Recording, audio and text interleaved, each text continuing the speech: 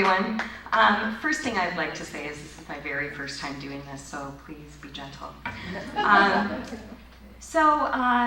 the story goes, I do write memoir, mostly because I'm not really good at making things up, and I pretty much write about my family, my childhood, growing up, things like that. So when I heard what the line was that needed to be incorporated in this year's Story Slam, I thought, how is that going to work with my family? Because my family are a bunch of hippies and a lot of crazy stuff happened, and that's why the stories are so interesting. But heroes, I don't know.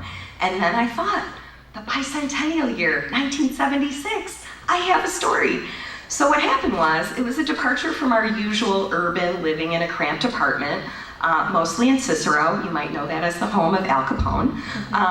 But for these 2 years, when I was in second and third grade, 1975 and 76, we lived in a rented huge farmhouse out in an unincorporated area, suburban LaGrange, Illinois. The unincorporated area was called Pleasantdale. Come on, you can't even make that up. So the strange part, which I still can't explain, is that my mom went to a PTA meeting. I don't know how that happened. But at the PTA meeting, they're trying to come up with an idea to represent the school district in the upcoming bicentennial parades. And in LaGrange, Illinois, they have the pet parade every year, and they were having a special bicentennial parade. So my mom said, well, what about if we built a log cabin, like replica of the Pleasantdale's first schoolhouse? And the lady running the meeting said, wow, Darlene, that's a great idea. Would you like to head up the committee? And in my mom's words, she said, like an asshole. I said, sure, thinking there would be a committee. But as it turned out, no one really stepped up. Luckily, my mom's really resourceful. She got all the materials donated.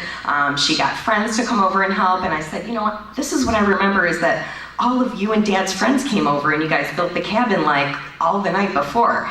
She said, no, that wasn't the night before. And what you're thinking of is the night everyone came over and got drunk. We had to start it all over after that. Well, eventually the log cabin schoolhouse did get built, the whole float got put together, everything, came through.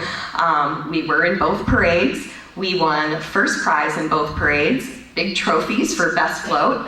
And actually the second parade was televised on WGN TV. Barbara Walters was announcing, this is our big moment for the Cottrell family.